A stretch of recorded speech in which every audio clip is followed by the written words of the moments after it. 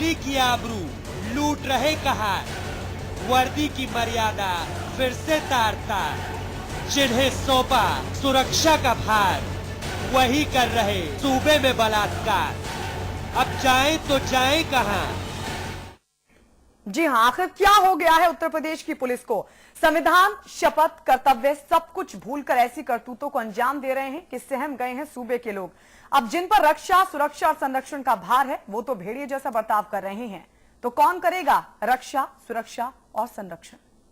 टोली की आबरू लूट रहे कहार, वर्दी की मर्यादा फिर से तार तार, जिन्हें सौंपा सुरक्षा का भार वही कर रहे सूबे में बलात्कार। अब जाएं तो जाएं कहां? जी हां, आप जाएं तो जाएं कहां? सवाल यह है कि अगर रक्षक ही भक्षक बनेंगे तो आम जनता अपनी शिकायत लेकर किसके पास जाएगी? सभी खास मेहमान हमारे साथ जुड़ चुके हैं। बीजेपी के प्रवक्ता आईपी सिंह हमारे साथ हैं, कांग्रेस के प्रवक्ता डॉक्टर हिलाल नकवी हमारे साथ जुड़ चुके हैं, इसके अलावा समाजवादी पार्टी के नेता शाहिद अहमद भी जुड़ चुके हैं और हमारे मैनेजिंग एडिटर अमिताभ अग्निहोत्री जी भी हमारे साथ जुड़ चुके हैं। लेकिन उससे पहले बता दें, दरअसल पहले बदायूं में थाने में 2 पुलिसकर्मियों द्वारा एक लड़की से रेप का मामला सामने आया। उधर चित्रकूट में एक सिपाही ने सरेराह एक छात्रा का अपहरण कर लिया, तो वहीं बुलंदशहर में एक दरोगा ने वर्दी को तार तार करते हुए एक विधवा से बलात्कार किया है। अब सवाल यह है कि अब जब रक्षक ही भक्षक बन जाएं तो कहां जाए सूबे की जनता?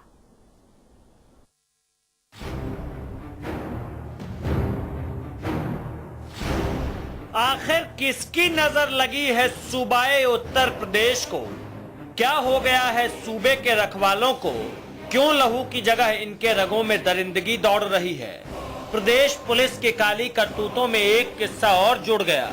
बदायूं के बाद बुलंदशहर में भी एक रक्षक भक्षक बन गया है। संजीव नाम के दारोगा ने दरिंदगी को अंजाम दे दिया, विधवा से बलात्कार करके। अब दारोगा जी के मासूम मुंह से निकली दलीलें सुन लीजिए, दिलासा दे रहे हैं कि ये सब साजिश है।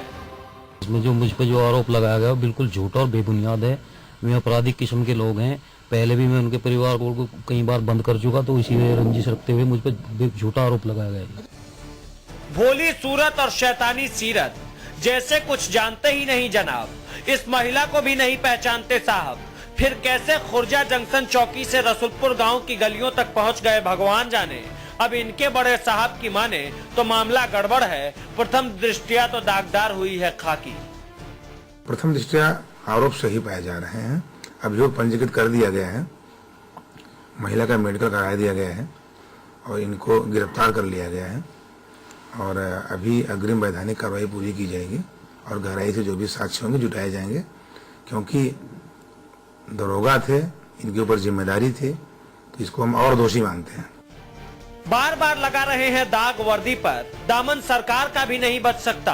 पुलिस वालों की ये करतूतें सरकार के इकबाल पर ही सवाल उठाती है। दर्द बढ़ता ही जा रहा है क्योंकि दवा कोई है नहीं। पिछले सपा बसपा के शासन में उत्तर प्रदेश का दुर्भाग्य है। बलात्कार, 6 साल के लड़की के साथ लेकर बलात्कार और बुजुर्ग महिलाएं तक उत्तर प्रदेश में बलात्कार होता है। किसी न किसी कोने में आ जाती है खाकी के कारनामे की खबर सूबे में। चित्रकूट में खौफ का खाका खींचते हुए खाकीधारी ने सरेराह छात्रा का अपहरण कर लिया था। इधर बदायूं को लोग भूले भी नहीं थे कि बुलंदशहर में बहादुर दरोगा ने दरिंदगी दिखा दी। कांग्रेस कह रही है सत्ता की सांठगांठ में सिसक रहा है सूबा। प्रदेश में ये सारी चीजें अब लगता है कि आम हो गई हैं। जिस तरह से पुलिस बेखौफ होकर के बलात्कार के मामलों में, अपराध करने के मामले में संलिप्त पाई जा रही है और प्राय ये देखा जा रहा है कि ऐसे लोगों को कहीं न कहीं से सरकारी स्तर पर संरक्षण प्राप्त है, चाहे वो विधायक हो, मंत्री हो, अधिकारी हो। बहरहाल ये खाकी के चरित्र का चिरहरण नहीं तो और क्या है। वैसे भी सवाल चंद मुट्ठी भर लोगों के चिंतन का नहीं, पूरे सूबे का है। चिंता तब और बढ़ जाती है जब सिस्टम और सरकार खामोशी की चादर में हो और जनता खौफ में। ऐसे में सहमत सूबा तो यही सवाल करता है कि जाएं तो जाएं कहां हुजूर। बुलंदशहर से कपिल शर्मा के साथ ब्यूरो रिपोर्ट, समाचार प्लस। जी हाँ, तो लोग अपनी शिकायत लेकर थाने जाते हैं इस उम्मीद के साथ कि कम से कम उन्हें वहां पर तो इंसाफ मिलेगा। हालांकि इस पर भी संदेह हमेशा बना रहता है, लेकिन सवाल यह है कि अगर थाने में बैठे लोग ही ऐसे कुकर्म करेंगे तो कौन जाएगा थाने। सभी खास मेहमान हमारे साथ जुड़ चुके हैं। बीजेपी के प्रवक्ता आईपी सिंह हमारे साथ हैं, कांग्रेस के प्रवक्ता डॉक्टर हिलाल नकवी हमारे साथ हैं, समाजवादी पार्टी के नेता शाहिद अहमद और हमारे मैनेजिंग एडिटर अमिताभ अग्निहोत्री जी भी हमारे साथ जुड़ चुके हैं। आईपी सिंह जी, बदायूं में नाबालिग के साथ रेप होता है, चित्रकूट में छात्रा का अपहरण किया जाता है और अब बुलंदशहर में विधवा के साथ बलात्कार किया गया है। सवाल यह है क्या ये है सूबे के पहरेदार? ऐसे होगी सुरक्षा? गायत्री, सवाल ये खड़ा होता है कि उत्तर प्रदेश पुलिस में जो भी जवान या जो भी अधिकारी आते हैं, आईपीएस को छोड़ दिया जाए तो उत्तर प्रदेश की इसी समाज से आते हैं जी। सवाल यह खड़ा होता है कि समाज में इतनी ज्यादा गिरावट आ गई कि अब थानों में काम करने वाले पुलिस के लोग भी जो संरक्षण, सुरक्षा और समाज को एक तरह से प्रोटेक्शन प्रदान करने का जिम्मेदारी, अहम जिम्मेदारी इन लोगों के ऊपर है और इस प्रकार के गंभीर आरोप लग रहे हैं। गायत्री, इसके पीछे समाज का जो आईना है उधर भी हमें ध्यान देना होगा। आखिर पुलिस प्रक्रिया में जो भर्तियां हो रही हैं उस पर भी ध्यान देना होगा जी। समाज जी जी, क्या ये प्रश्न नहीं खड़ा होता कि जो पुलिस में जो सिपाही है या दरोगा है या सर्किल अफसर है या एसपी हैं, क्या इनसे 24 घंटे इनसे काम लिया जाता है? ठीक है नकवी साहब, ये तो वो मामले हैं जो हाल फिलहाल के हैं और आए दिन रोज रोज इस तरह के मामले सामने आते रहते हैं। अब सवाल यह है कि जो सूबे में महिलाओं के साथ जो अपराध हो रहे हैं उससे ही सूबा त्रस्त है। अब अगर रक्षक ही भक्षक बनेंगे तो कैसे होगी बहन बेटी की सुरक्षा? गायत्री जी, ये बात बिल्कुल सही है कि ये जो विषय है, जिस तरह से बलात्कार की घटनाएं बढ़ती चली जा रही हैं और इसके ऊपर चिंतन की भी आवश्यकता है और चिंता भी है। निश्चित रूप से चिंता इस बात से और भी हो जाती है कि जब कभी भी इस प्रकार की घटनाएं जो है, जो रक्षक हैं वो लोग करते हैं, तो ये चिंता की बात और ज्यादा है। निश्चित रूप से कहीं ना कहीं ये देखने को मिलता है कि जब जो रक्षक होते हैं वो इस प्रकार के कार्य करते हैं तो उनको किसी न किसी प्रकार का संरक्षण भी प्राप्त होता है, क्योंकि अगर इनके विरुद्ध कठोर कार्रवाई की गई होती, यदि इनके खिलाफ एग्जेम्पलरी पनिशमेंट्स दिए गए होते तो शायद इस प्रकार के दुस्साहस करने के दुस्साहस ये लोग नहीं कर पाते। यहां पर इसलिए ये सवाल जो है ये दोनों तरफ उठता है। एक तरफ उठता है कि क्या जो सरकार है वो अब उसके पास इतना समय नहीं है कि वो जाकर के देख सके कि उनके पुलिस के महकमे में क्या हो रहा है, उनके खिलाफ क्या कार्रवाई हुई है। क्या जो बड़े अफसर हैं उन लोगों के संज्ञान में नहीं आता है कि इस प्रकार की जो कार्रवाई करने वाले दरोगा हैं या जो पुलिस के लोग हैं उनके खिलाफ कार्रवाई क्यों नहीं की जाती है? क्यों नहीं उनके खिलाफ तुरंत कठोर से कठोर कार्रवाई करके उनको सजा मिलती है? ज्यादातर इसकी प्रक्रिया क्या होती है? देखिए, इसमें प्रक्रिया का बहुत बड़ा दोष है। सबसे पहले कहते हैं कि इसकी जांच होगी, जांच होने के बाद एफआईआर होगी, जो कि कहीं से भी न्यायिक प्रक्रिया नहीं है। एफआईआर तो तुरंत हो जानी चाहिए। आप ज्यादातर केसेस में देखेंगे कि कहते पहले जांच होगी, जांच के बाद एफआईआर होगी। एफआईआर के बाद सस्पेंशन होगा या नहीं होगा ये भी आवश्यक नहीं है, क्योंकि कुछ मामले अभी हम लोगों ने देखे, चाहे यादव सिंह का मामला हो, चाहे राठी का मामला हो, जिसके अंदर एफआईआर होने के बावजूद भी उनका सस्पेंशन नहीं किया गया है। तो उसके ये भी एक अपने आप में एक बड़ा कारण है जिसकी वजह से जितने भी सरकारी महकमे में लोग काम कर रहे हैं वो लोग सुचारू रूप से काम नहीं करते। उनको कहीं ना कहीं लगता है कुछ दिनों के लिए ज्यादा से ज्यादा सस्पेंड हो जाएंगे, उसके बाद उनकी बहाली हो जाएगी। जब तक मीडिया में खबर चल रही है, जब तक कि इसके ऊपर चर्चा हो रही है, तब तक वो सस्पेंड रहे हो। बाद में वो कहां चले गए, किस थाने का उनको इंचार्ज बना दिया गया, इसके बारे में कभी फॉलोअप नहीं होता है। जाहिर सी बात है कि अगर उनको इस चीजों का डर होता तो इस प्रकार की वो दुष्कर्म करने का साहस नहीं करते। जी, इस पर भी बातचीत होगी। मोहम्मद शाहिद जी, पुलिस लाख दावे करते हैं महिलाओं की सुरक्षा को लेकर कि महिलाओं की सुरक्षा के लिए वो तत्पर है। एक एप्स भी तैयार की गई है मेरे ख्याल से, जिसमें आप घर बैठे ही मामला दर्ज करा सकते हैं। लेकिन जब वर्दी पर ही दाग लगेंगे तो आपको लगता है कोई मामला दर्ज कराएगा? पुलिस का आमना सामना करने से भी लोग डरेंगे? नहीं गायत्री जी, देखिए कितना गंभीर मामला है ये, और बलात्कार कोई ऐसा मामला नहीं है कि इसमें बहुत ज्यादा बहस और कोई बहुत ज्यादा देखिए जिसके साथ भी बलात्कार बहुत ज्यादा बहस की उस जरूरत महिला- नहीं है। मोहम्मद शाहिद जी, नहीं, क्या नहीं, कह रहे हैं मैं आप? क्या कह रहा हूं, अरे मैं क्या कह रहा हूं वो तो सुनिए गायत्री जी, पहले से अटैक मत करिए। मैं कह रहा हूं कि इस तरह की लोगों की चर्चा जो होती है, बलात्कार पे बहुत गंभीर विषय है, उस पर बहुत सोच समझ के बोलना चाहिए और उसके अंदर जितनी भी जानकारी हो। और रही बात आपको बताएं, जैसा आपने कहा दागदार पुलिस, देखिए उत्तर प्रदेश सरकार इस मामले में बिल्कुल गंभीर, आप बदायूं देख लीजिए, चाहे वो उत्तर प्रदेश में किसी तरह की इस तरह के जितने भी वर्दीधारियों ने इस तरह की जो दुष्कर्म करने की कोशिश करी है या हुआ है, दोनों बातों को मैं कह रहा हूं, उन दोनों बातों में पुलिस कर्मियों को बर्खास्त किया गया, उनके खिलाफ FIR करके उनको जेल भेजा गया और जो लोग बचे उनके खिलाफ कड़ी से कड़ी कार्रवाई हो रही, पुलिस उनको ढूंढ रही है, सर्च कर रही। बात यह है, देखिए मैं बताऊं आपको, समाज में हमको आपको सबको इस बारे में बड़ी, मैं जो कहना चाह रहा था जिस पे आपने एक्ट किया, मैं जो कहना चाह रहा था वो ये है कि समाज में हमको सबको इस बारे में बड़ा गंभीरता से सोचना चाहिए। देखिए पुलिस की बात करिए आपने, जो भी पुलिस वाले इस तरह की हरकत करते हैं और निहायत शर्मनाक है। बलात्कार की घटना को आप इतने हल्के में नहीं कह सकते। बलात्कार की घटना अपने आप में एक खुद भयंकर घटना है, इसमें कोई हल्के में हम नहीं ले रहे, हल्के में शासन प्रशासन लेता है। अगर आपने मिसाल कायम की होती तो क्यों बार बार पुलिस कर्मियों की तरफ से इस तरह के मामले सामने आ रहे हैं? आपके पास फिर लौटेंगे, आपके पास फिर लौटेंगे। अमिताभ जी, मोहम्मद शाहिद कह रहे हैं मुझे लगातार कार्रवाई की है, मुझे कंप्लीट करने दीजिए, मुझे कंप्लीट करने दीजिए। मैं कह रहा हूं कि उत्तर प्रदेश सरकार, हमारे मुख्यमंत्री जी ने जो बात करी है, मैं वो बताना चाह रहा हूं कि उत्तर प्रदेश में जहां जहां पुलिसकर्मी इस तरह की घटनाओं में शामिल हुए हैं, जो शर्मनाक घटना है उसके अंदर शामिल हो, उनकी नौकरी बर्खास्त हुई, उनको जेल भेजा गया है और जो लोग जेल नहीं गए उनके खिलाफ पुलिस सर्च कर रही है, उनके खिलाफ रेड मार रही है, उनके घरों पर रेड मार रही है, जहां जहां उनको तलाशने की कोशिश हो रही है। अगर वो पकड़ में आ जाएंगे, जैसे भी होगा पकड़ में आके उनको जेल भेजा जाएगा। फिर भी नहीं डरे, इसलिए सरकार के इकबाल पर भी सवाल उठता है। मोहम्मद शाहिद जी, जो आप कह रहे हैं, अमिताभ जी, क्या कोई मिसाल कायम हुई जिससे ये वर्दीधारी डरते और इस तरह के घिनौने अपराध आए दिन सामने ना आते? गायत्री जी, जिसमें दो बातें मुख्य रूप से निकल कर आई दो वक्ताओं से। एक तो मोहम्मद शाहिद साहब की बातों से कुछ बात सवाल खड़े हुए, कुछ IP सिंह जी की बात से खड़े हुए जी। मैं उन्हीं दो पर उत्तर दूंगा, मूल रूप से अपनी बात कहूंगा। IP सिंह जी ने समझाने की कोशिश की कि समाज का पतन हो गया।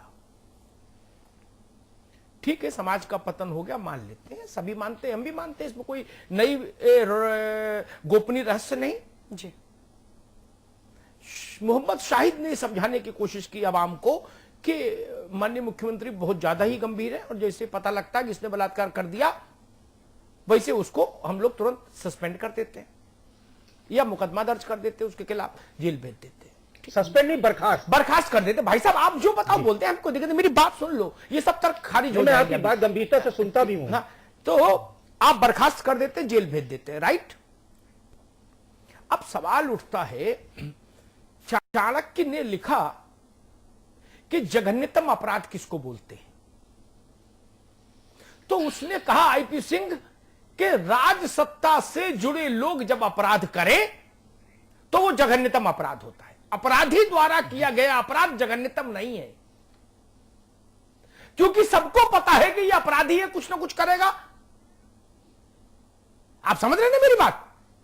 और चाणक्य मेरे ख्याल से हमसे आपसे थोड़ा तो ज्यादा जानकार था ही।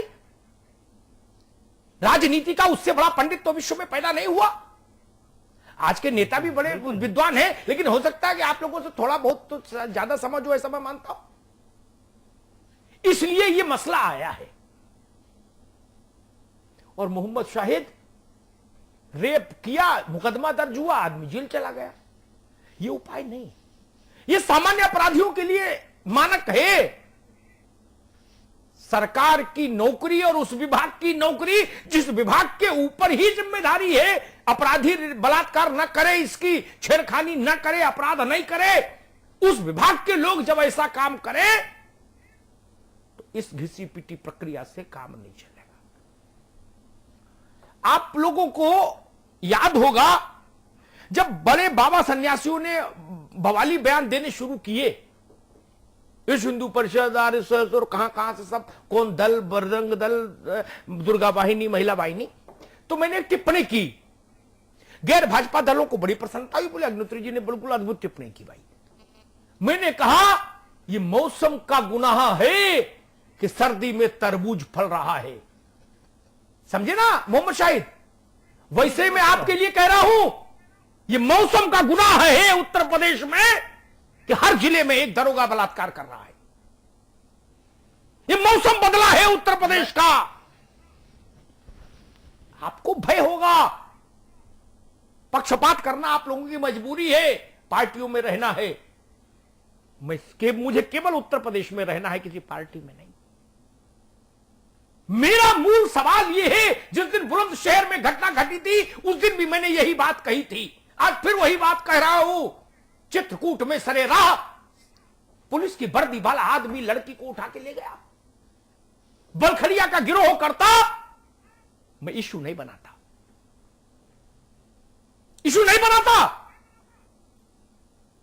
इसलिए हो रहा है कि मौसम बदल गया है उत्तर प्रदेश में।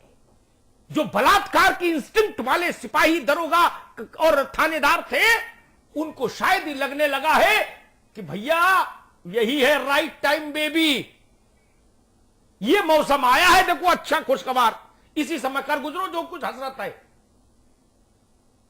काल करे सो आज कर, आज करे सो अब 17 में प्रलय होएगी, बहुरी करे वो कब? अमिताभ जी मैं शायद नहीं, अभी नहीं। मैं केवल और सरकार सपा की हो, बसपा की हो, भाजपा की हो, कांग्रेस, मैं यही बोलता मोहम्मद शाहिद। मैंने कहा ना, सरकार हिलाल नकवी जी की पार्टी की होती तो भी मैं कहता कि आपकी सरकार ने मौसम बदल दिया, इसलिए हर थाने में एक एक सिपाही बलात्कारी होने को मचल रहा है। आप समझ रहे ना?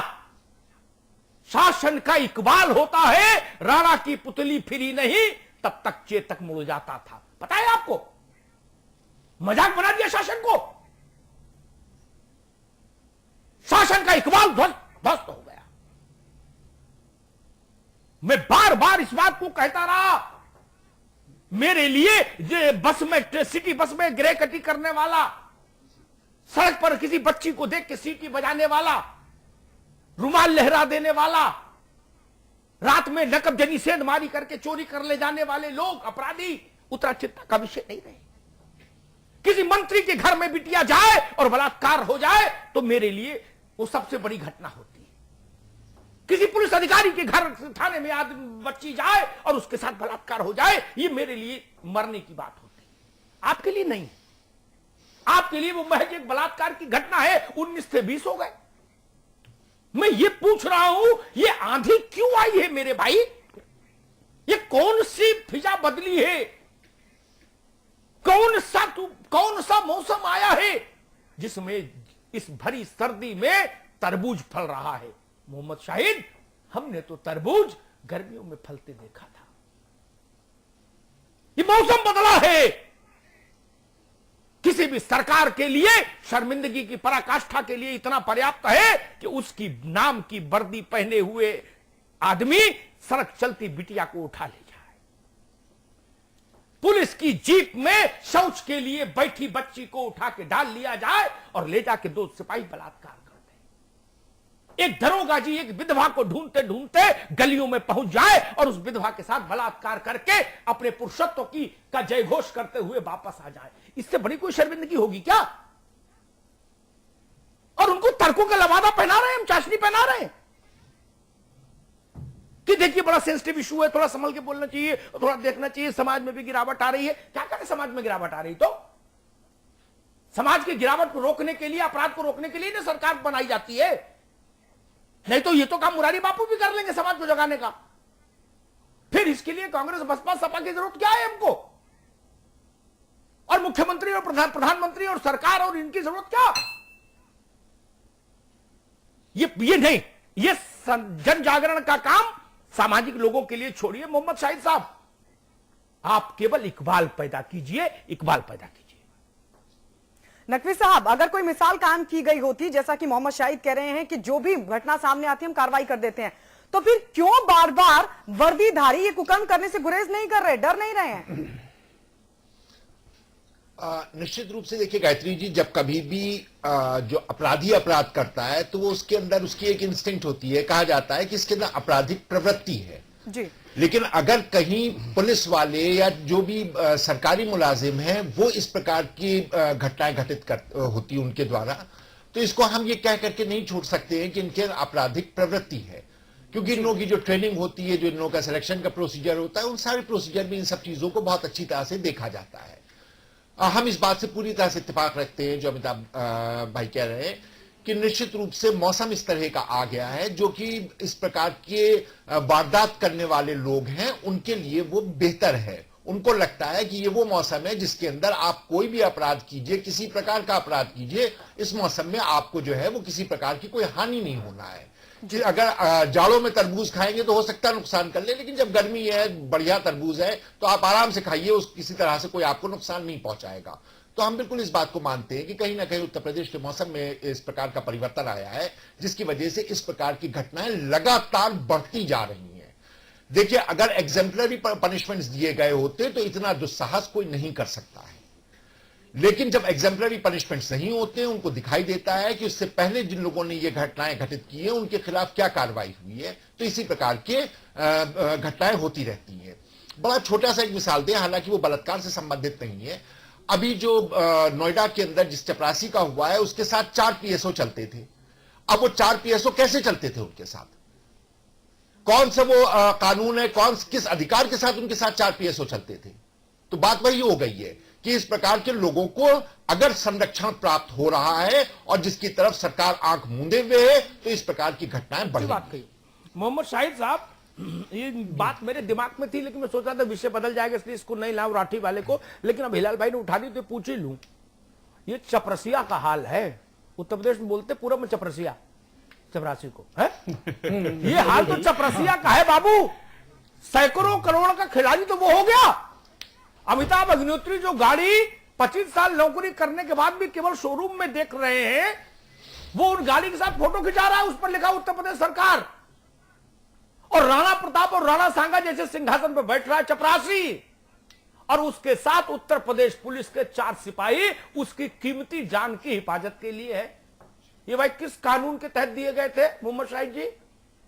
चपरासी को किस कानून के तहत दिए गए थे कि भाई तुमको रोज भ्रष्टाचार में कई बोरा ले जाना पड़ता है करेंसी, तुम्हारी हिफाजत के लिए 4 सिपाही दिए जा रहे?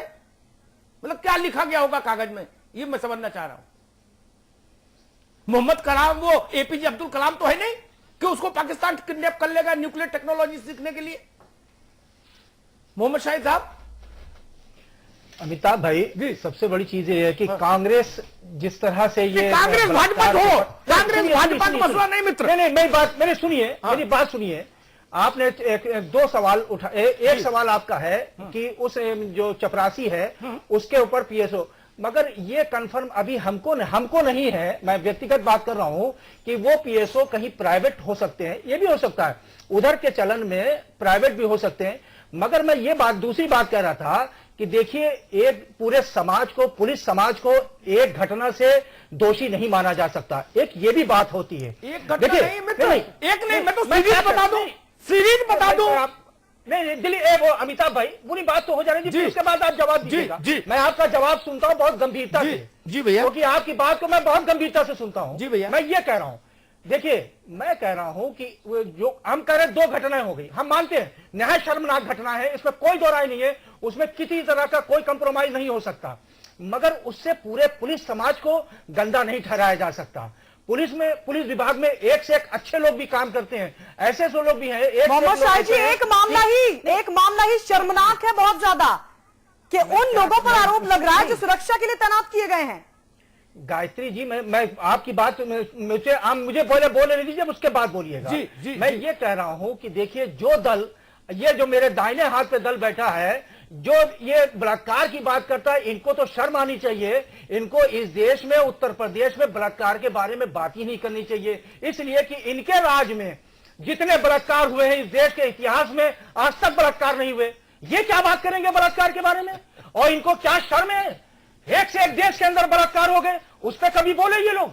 मैं ये बता, देखिए बलात्कार पे इस तरह की चर्चा मैं नहीं करना चाहता हूं, मगर इस कांग्रेस दल को इस बात को सोचना चाहिए, आपके राज्यों में जहां जहां भी राज, अभी आप कर्नाटक में देख लीजिए, 2 दिन पहले 6 साल की बच्ची के साथ अबरूरेजी हुई।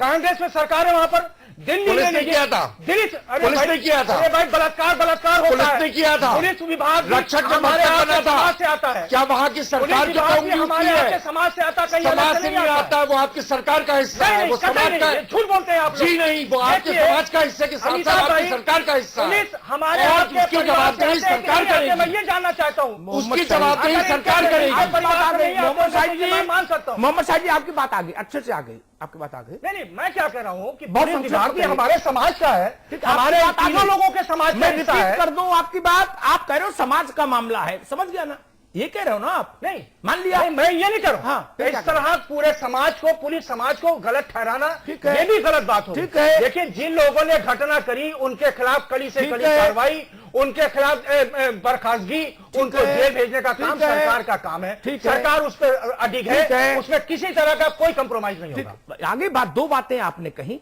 सामाजिक समस्या है और सरकार बहुत गंभीर है, दो बातें कही, राइट शाहिद साहब? मैं ठीक रिकलेक्ट कर रहा हूं ना? दो बातें आई आपके मुख्य रूप से, सामाजिक समस्या हो चाहे ये राजनीतिक समस्या हो, चाहे ये आकाश से आए, चाहे पाताल से आए, चाहे पृथ्वी लोक से पैदा हो समस्या, जिस राज्य में पुलिस अपराध करेगी वो राज्य कलंकित रहेगा, ये जान लीजिए। इसमें बहस चाहे 3 दिन नहीं 300 दिन करते रहिए, कोई फर्क नहीं पड़ता। मैंने क्या कहा, बलखलिया किसी को उठा के ले जाता है, कौन मुख्यमंत्री को कटघरे में खड़ा करता? कोई नहीं करता।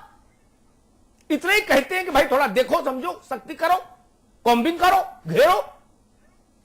आप तो भाई अजब बात तर्क दे रहे हो। कल को कोई मंत्री किसी महिला के साथ दुष्कर्म कर दे और हम लोग बहस को लाके यहां पर खत्म कर दे सत्यनारायण की कथा की तरह कि भाई देखिए सामाजिक पतन हो रहा है और मंत्री भी आदमी है, समाज से आता है, उसकी तबीयत बुरी नहीं, वो होगी, शर्मनाक क्या करें? इसलिए होगा कि हम समाज में समाज की सामाजिक काम कर रहे हैं, इसलिए वो शर्मनाक होगा। नहीं, पुलिस का उससे भी ज्यादा शर्मनाक है, पुलिस का उससे भी ज्यादा शर्मनाक है मोहम्मद शाहिद। इस पर जितना बहस करिएगा उतना आप अपना और पार्टी का और सरकार का तीनों को चेहरा खराब करवाइएगा। जितना आप इस पर बहस करेंगे कि इस समस्या को डाइल्यूट कर दिया जाए और पुलिस के ऊपर से ये फोकस डाइवर्ट हो जाए, समाज पर आ जाए, जितनी आप इसकी वेटिंग करिएगा उतना ही तीनों के चेहरे का नुकसान कर रहे हैं आप, ये जान लीजिए। पुलिस का अपराध और सामान्य अपराधी का अपराध एक तराजू पर नहीं तौला जा सकता, नहीं तौला जा सकता, नहीं तौला जा सकता। बिल्कुल, मैं इस बात से इसमें सहमत हूं। कोई बहस करने से 365 दिन बहस करिए मित्र, कोई फर्क नहीं पड़ेगा। और आपको मुझे बताना पड़े कि अपराध की कीमत क्या चुकानी पड़ती, मोहम्मद शाहिद, ये अच्छा नहीं लगता। आपकी जब पुरानी सरकार गई थी तो वो केवल अपराध की वजह से गई थी, आपको पता है ना? क्या नारा लगता था उत्तर प्रदेश में? खुली दुकान तुम्हारी, बंद दुकान हमारी। इलाहाबाद हाई कोर्ट ने नारा कोट किया था अपने जजमेंट में, एक में, पता है आपको? ये विपक्षियों द्वारा मनगढ़ंत नारा था। मोहम्मद शाहिद, अमिताभ भाई, मोहम्मद शाहिद जी, मोहम्मद शाहिद जी, प्रदेश में सरकार मोहम्मद शाहिद था, है और रहेगा। मोहम्मद शाहिद जी, आपको बता रहा हूं, मोहम्मद शाहिद जी, आप मानो नहीं मानो आपकी मर्जी, जबरदस्ती तो कुछ है नहीं, तो एक बड़ा स्वस्थ बहस है। अगर आप ये मानते हो कि किन्हीं परालौकिक कारणों से मेरी सरकार चली गई थी पिछली, तो आपको मुबारक। लेकिन उत्तर प्रदेश के आम आदमी से पूछिएगा कि पुरानी सरकार क्यों गई थी, वो कारण वही बताएगा जो मैं बोल रहा हूं। गाजीपुर से गाजियाबाद तक, बस्ती से बहराइच तक किसी से पूछाइएगा कि नेताजी की सरकार क्यों गई थी। एक ही कारण नहीं आए तो पत्रकारिता छोड़ दूंगा। ऐसा मत करिए मित्र, हम भी उसी प्रदेश में रहते हैं, वहीं जीते मरते हैं, हमको भी अंदाज है थोड़ा लोग क्या कह रहे हैं। इस बात को मान के बहस क्यों नहीं शुरू हो सकती कि हां ये चीजें शासन पर कलंक है। हम इस बात को सुनिश्चित करेंगे कि कम से कम पुलिस के स्तर पर, थानों में, चौकियों में, पुलिस मुख्यालयों में महिला का सम्मान अक्षुण्य हो। यहां से बात शुरू नहीं हो सकती। हम उसको घुमा फिरा के ला रहे हैं, सामाजिक समस्या है, देखिए सबके साथ है। नहीं, मैंने अमिताभ जी, मैंने तो सबसे पहले ये बात कही। नहीं, आप बात को डाइल्यूट करने की कोशिश कर रहे हैं साहिब साहब। कतई नहीं। देखिए, इतना गंभीर मामला है, इसमें डाइल्यूशन हो ही नहीं सकता। मैं ये कह रहा हूं, मैं क्या कह रहा हूं अमिताभ भाई, मैं आपकी बात को बहुत गंभीरता से समझते हुए एक बात कह रहा हूं। देखिए, पुलिस विभाग अगर ये करता है तो मैंने कहा, गायत्री जी ने जब सवाल उठाया था, मैंने ये बात कही कि पुलिस विभाग अगर ये करता है न्याय शर्मनाक है, और उस पुलिस वाले के खिलाफ कड़ी से कड़ी कार्रवाई होगी, उसको जेल भेजा जाएगा और उसके खिलाफ नौकरी से बरखास्तगी होगी। मैंने ये कही थी, मैं ये कतई नहीं, उसमें डायल्यूशन कहीं से नहीं हो रहा, कतई नहीं। साहिब साहब एक बात उठाऊं, हालांकि मैं कहना नहीं चाहता, लेकिन आज पुलिस पर बहस है तो कही दूं, फिर आईपी सिंह जी के पास जाऊंगा। मुझे एक बात अखरती है, और मुझे दुनिया के विद्वान भी आके समझाएं तो मैं नहीं मानूंगा। उत्तर प्रदेश में सैकड़ों जातियां हैं और सैकड़ों उपजातियां हैं, है ना? है ना? इससे तो कोई दो राय नहीं कर रहा। जातियों के नाम लेने की तो जरूरत नहीं, आप लोग तो उसका हिसाब किताब जेब में रखते हो, जब चुनाव लड़ते हो तो जेब में रखते हो किस जात के कितने वोट कहां। लेकिन उत्तर प्रदेश के थानों के इंचार्ज 78% उस जाति से है जिसकी हिस्सेदारी उत्तर प्रदेश की टोटल पॉपुलेशन में बहुत कम है। बाकी जातियों के साथ सामाजिक न्याय क्यों नहीं, यह भी एक समस्या है कि नहीं है शाहिद साहब? जी जी, ये समस्या है कि नहीं है? नहीं, ऐसा अमिताभ भाई जी, आप अगर आपको लखनऊ की थोड़ी सी जानकारी अपने किसी करस्पॉन्डेंट को भेज के आप पता करा लीजिए, मेरे ख्याल से ऐसा नहीं है। मैं मोहम्मद शाहिद साहब, मैं आपको नहीं, मैं क्या बता रहा हूं मित्र, मैं क्या कह रहा हूं, नगर से लेकर, अरे भैया, नगर से लेकर नाका से लेकर गोमती नगर से लेकर अमीनाबाद से लेकर कैसरबाग, कहीं भी। मोहम्मद शाहिद जी, एक मित्र आपके पास सिर माथे, एक चलिए एक बात शर्त लगा लेते हैं, मैं आपको, मुझे एड्रेस दे दीजिएगा, मैं आपको उत्तर प्रदेश भर के थानों के नाम, लोकेशन, जिला और मौजूदा थानेदार लिस्ट भेज दूंगा। मैं आपको अमिताभ भाई लखनऊ के थाने खुद बता रहा हूं। मैं क्या करूं, मैं उत्तर प्रदेश भर की बात कर रहा हूं। 78% से कम निकले तो आप जो कहिएगा वो सजा मेरी। तो लखनऊ भी तो उसी में आता होगा। मैं क्या कह रहा हूं, मैं इन टोटो बोल रहा हूं। एक लखनऊ को लेकर क्या एवरेस्ट पे चढ़ जाऊं, क्या करूं? मुझे गाजियाबाद भी दिखता है, मुझे गाजीपुर भी दिखता है, मुझे मऊ भी दिखता है, घोसी भी दिखता है, पटरौना भी दिखता है, आजमगढ़ भी दिखता है, फरुखाबाद भी दिखता है, बांदा भी दिखता है, इटावा भी दिखता है, मैनपुरी भी दिखता है। इतने नाम तो नेताओं को याद करना मुश्किल हो जाएगा। आप अकेले लखनऊ का झंडा लिए हैं। मैं तो कह रहा हूं मैं लिस्ट भेज दूं, मेरी बात गलत निकले तो जो सजा चोर की सो मेरी। आईपी सिंह जी, हाँ तब जी, क्या ऐसे पुलिस में मोरल रहेगा पुलिस वालों का? क्या ऐसे सामाजिक न्याय स्थापित होगा? अमिताभ जी, उत्तर प्रदेश में जो सरकार चल रही है वो जाति और मजहब के आधार पर, जब भी वो सत्ता में आती है तो जाति और मजहब के आधार पर राजनीति करती है। और जिधर आपने इंगित किया कि 78% एक जाति विशेष के लोग पूरे उत्तर प्रदेश में थानों से लेकर तमाम अमुक स्थानों पर उनकी नियुक्तियां हैं। सवाल यह खड़ा होता है कि 2-3 दिन पहले आपके ही चैनल पर एक मोहतरमा जो प्रवक्ता थी और हमारे साथ बहस कर रही थी, जब अमिताभ जी जिस पुलिस सुरक्षा और इन गार्ड की व्यवस्था के बारे में हम चर्चा कर रहे थे, जब मैं इस शो के बाद जब मैं बाहर गया तो उनकी गाड़ी पर 2 गार्ड थे। सवाल यह खड़ा होता है कि समाजवादी पार्टी का एक छोटा सा भी सिपाही 2-2, 4-4 गनर लेके घूम रहे हैं, और जो बड़े कप्तान हैं, जो आईपीएस हैं, ताश की पत्तों की तरह थाने से लेकर सिपाहियों को अपनी योग्यता के आधार पर फेंक देते हैं। इतने वो योग्य होते हैं कि 6 महीने बाद अगर कोई उन्हें जिला एसपी एसएसपी का मिल गया तो फेंटने का काम करते हैं। क्या कभी पुलिस की कार्यशाला होती है? क्या कभी इस पर विचार हुआ कि एक पुलिस वाले की 24 घंटे ड्यूटी क्यों? क्या कभी यह तय हुआ कि एक पुलिस वाले के लिए रहने की व्यवस्था क्या है? क्या कभी डीजीपी से लेकर चीफ मिनिस्टर और मिनिस्टर तक कभी ये निरीक्षण करने गए कि जो दरोगा और जो सिपाही सुबह 5 बजे ड्यूटी करके लौटा है वो सुबह 7 बजे किसी को एस्कॉर्ट कैसे देगा? सवाल इसीलिए अमिताभ जी मैंने कहा कि ये पुलिस की जो व्यवस्था है, और चाणक्य को आपने कोट किया, आईपी सिंह जी, अमिताभ जी चाणक्य को कोट किया, मैं सहमत हूं, इसलिए मैंने शुरू में कहा आईपी सिंह जी और मजहब के आधार पर ये सरकार। आईपी सिंह जी, 4 बजे सो के दरोगा उठे, चाहे 6 बजे, न 4 बजे ड्यूटी करके आए, चाहे 6 बजे, उसके बाद भी उसको ये करने की इजाजत नहीं हो सकती इस आधार पर कि उसके पास सुविधाएं कम है। तो मेरी बात सुन लीजिए, ने कहा कि मेरी बात अपराध है। आईपी सिंह जी, मेरी बात सुन लीजिए, नौकरी रास नहीं आ रही, नौकरी छोड़ दे, दूसरी नौकरी की स्वतंत्रता है। कोई फौजी शासन तो है नहीं कि पुलिस की नौकरी छोड़ेगा तो शूट कर दिया जाएगा, छोड़ दे। राजस्थान में 1000 पुलिस के लोगों ने नौकरी छोड़ दी, ठीक है, लेकिन ये इसलिए ये छूट नहीं मिल सकती।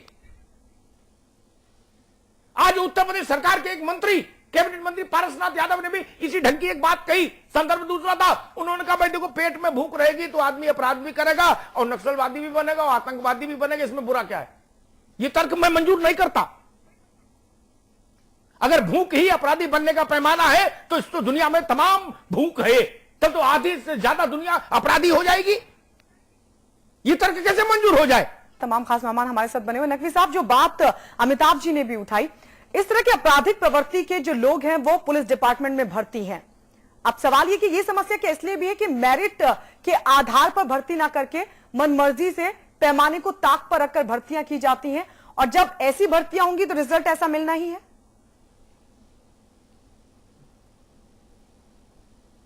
नकवी साहब जी, क्या देखिए गायत्री जी, जो एक मूल प्रश्न है जिसके ऊपर एक बहुत बड़ी चर्चा है, वो अपने आप में एक अलग चर्चा है जी, कि हम सब लोग पुलिस रिफॉर्म की बात करते हैं, लेकिन पुलिस रिफॉर्म को लाने के लिए कोई भी सरकार जो है वो पहल नहीं करती है। निश्चित रूप से पुलिस रिफॉर्म की कहीं ना कहीं आवश्यकता है, वो अपने आप में एक निश्चित रूप से चर्चा का विषय है और वो एक अलग विषय है चर्चा का। दूसरा, जो आपने कहा कि जो सिलेक्शन होता है उसके ना मेरिट ताक पे रख दी जाती है, निश्चित रूप से ये सब बातें जो है ये हम लोग समाज में रहते हैं और सुनते रहते हैं कि इस प्रकार की घटनाएं घटित होती रहती हैं।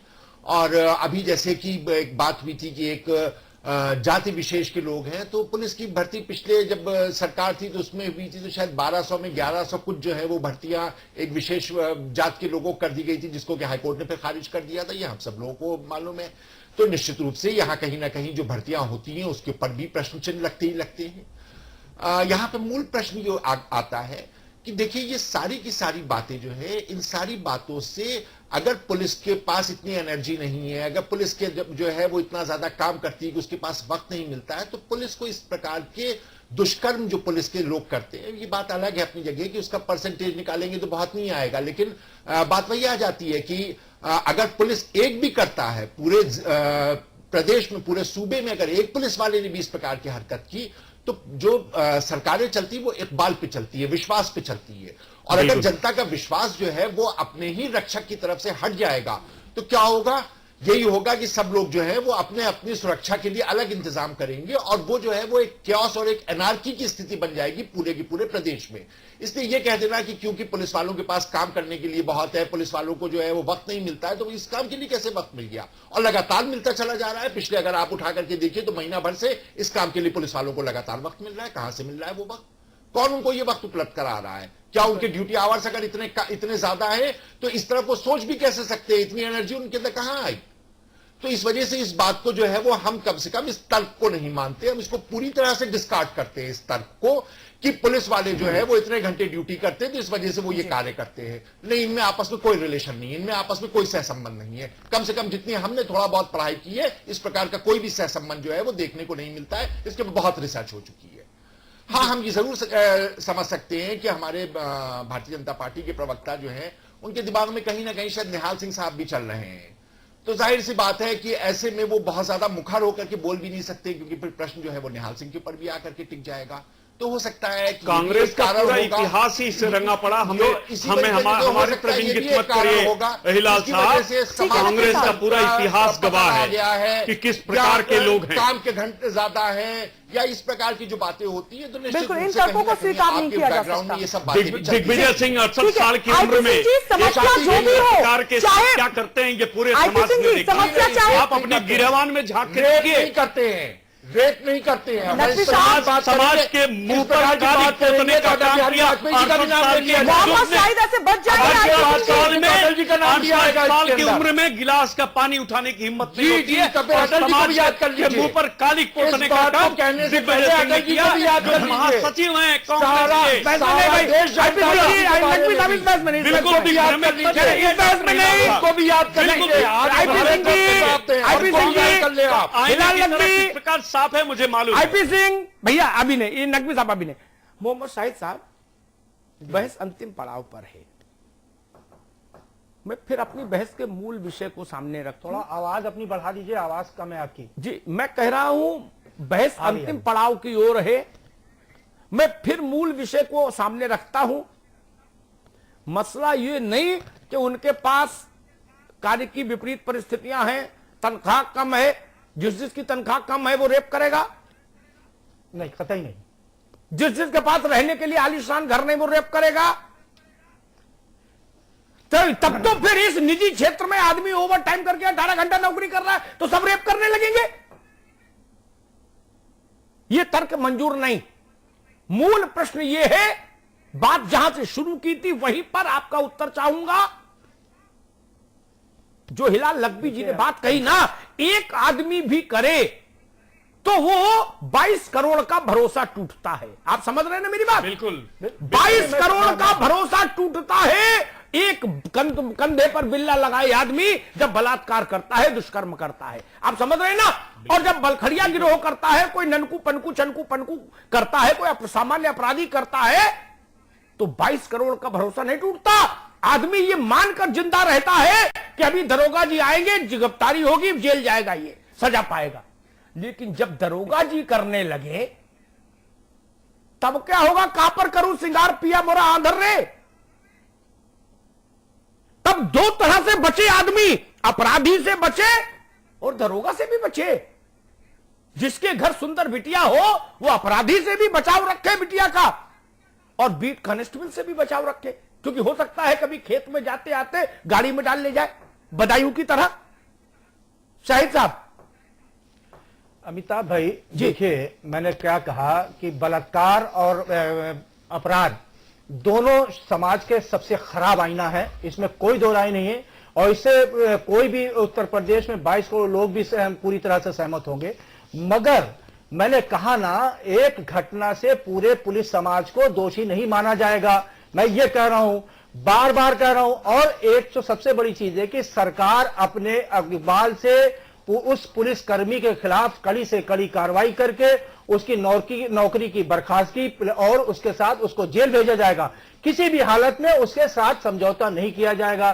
सरकारी जो इस तरह के पुलिसकर्मी अगर इस तरह के कार्य में लिप्त होंगे, उनके खिलाफ कानून इतनी सख्त कार्रवाई करेगा कि दूसरा पुलिस वाला कांप जाएगा कार्रवाई सुनते हुए।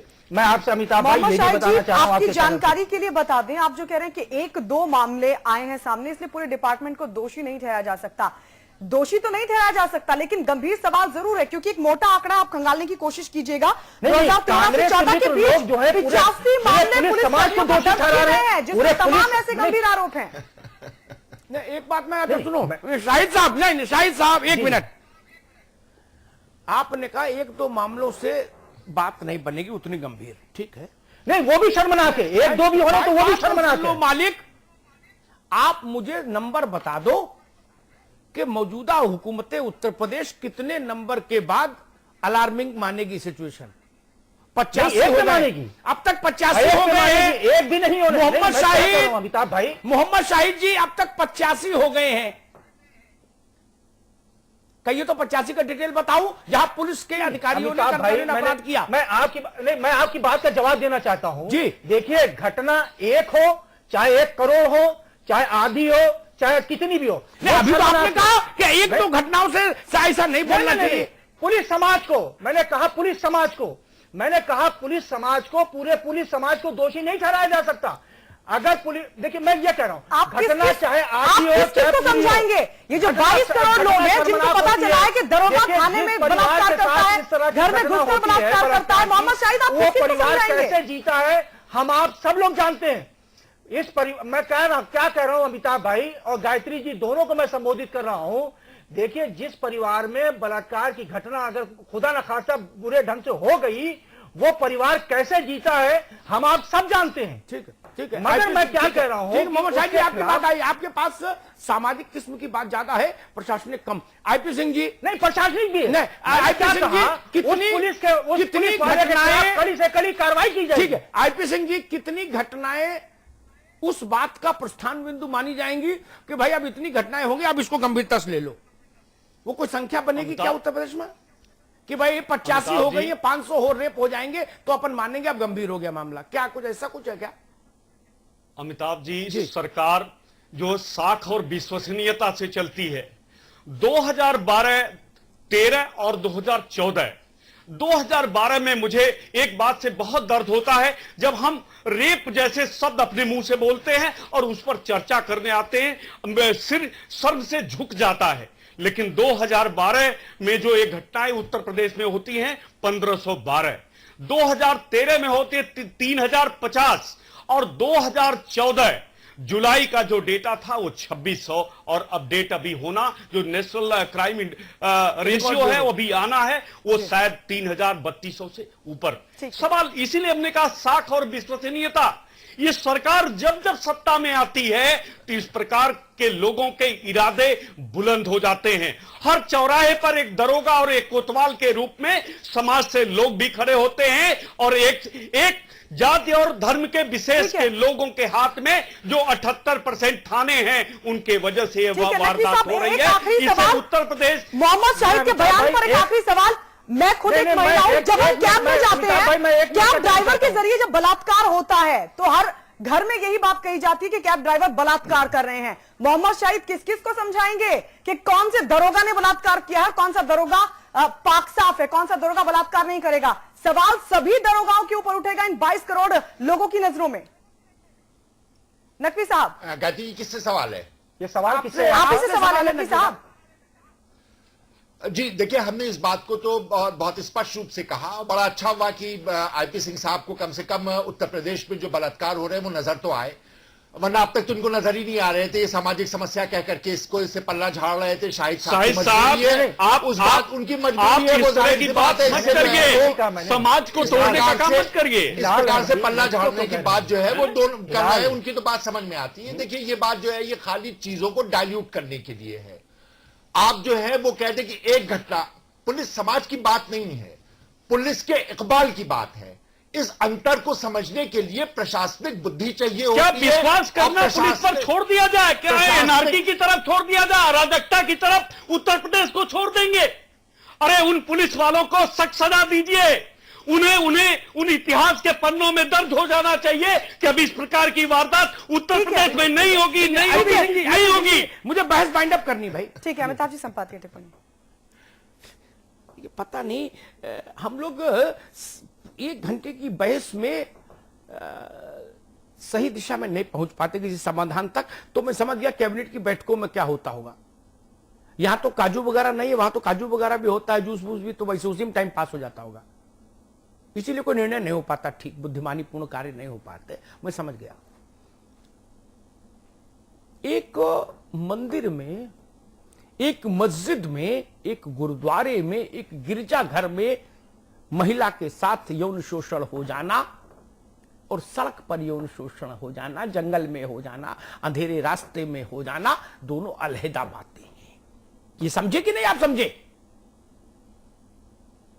सोमनाथ के मंदिर में महिला के साथ ऐसा व्यवहार हो जाए, वैष्णो देवी में, भगवती के मंदिर में, दरबार में ऐसा व्यवहार हो जाए तो पूरी आस्था का हिमालय कंपायमान हो जाएगा। सिंह साहब, हजारों साल की आस्था डगमगाने में एक क्षण लगता है, एक क्षण। जानते हैं सत्य को? विश्वास बनाने में सदियां गुजर जाती हैं, विश्वास डगमगाने में एक क्षण लगता है। इसलिए मैं इस बहस को लेके आया।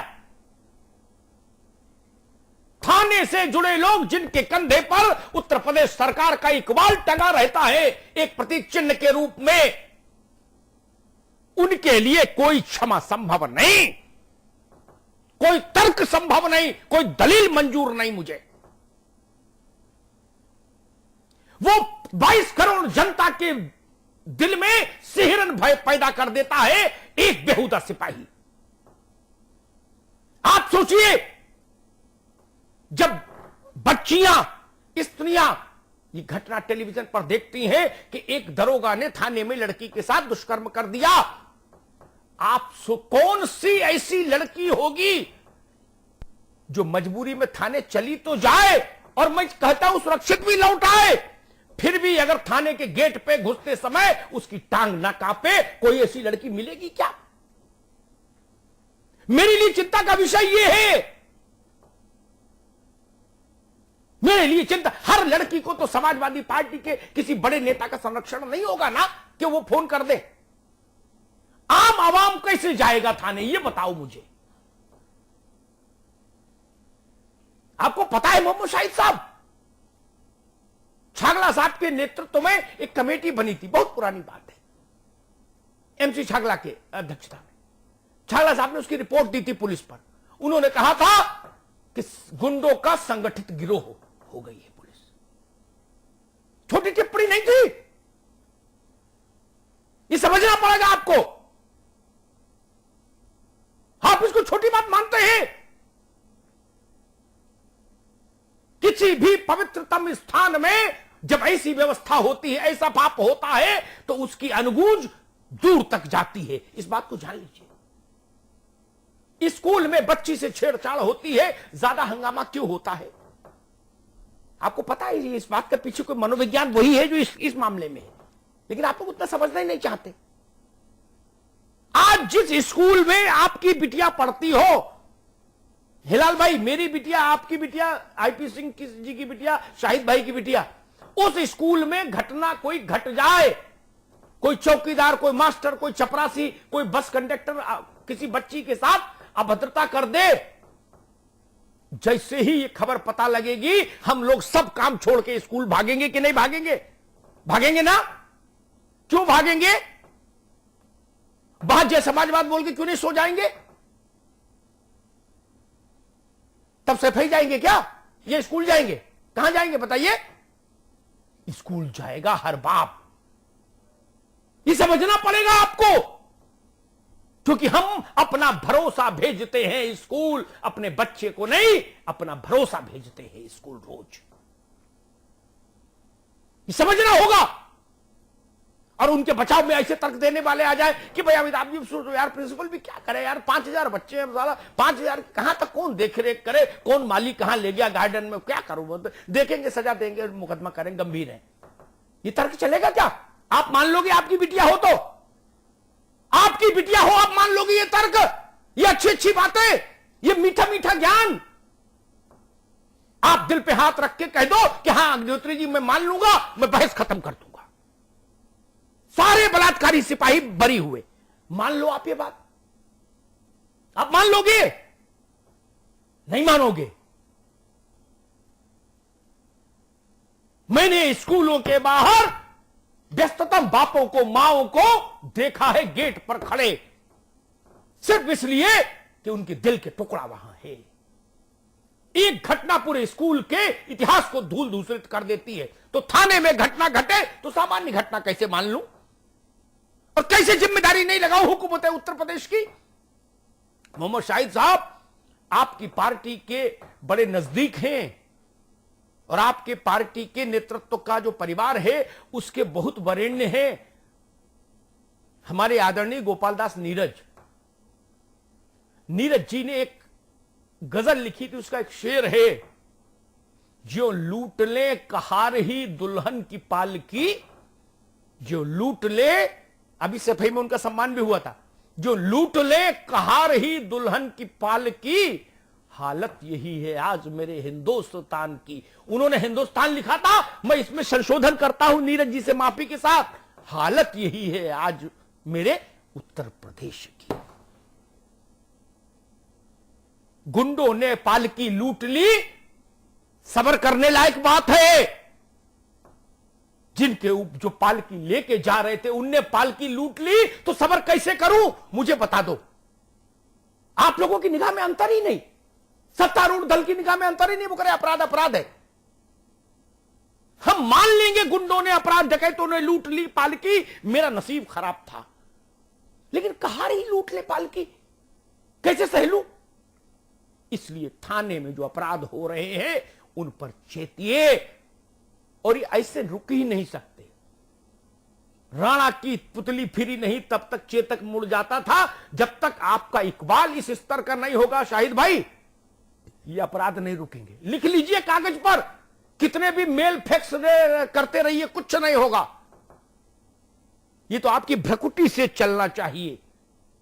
उत्तर प्रदेश में अगर 1000 थाने हो तो 1000 थाने सरकार की भ्रकुटी से सीधे खड़े होने चाहिए। और अगर 2.5 साल में ये इकबाल नहीं बन पाया तो मुझे उम्मीद नहीं कि आगे 2.5 साल में बनेगा। बहुत बहुत धन्यवाद। बहुत बहुत शुक्रिया आप सभी का हमारे साथ जुड़ने के लिए। नकवी साहब आपका, मोहम्मद शाहिद जी आपका, आईपी सिंह जी आपका बहुत बहुत शुक्रिया, अमिताभ जी आपका भी बहुत बहुत शुक्रिया इस चर्चा में हमारे साथ बने रहने के लिए।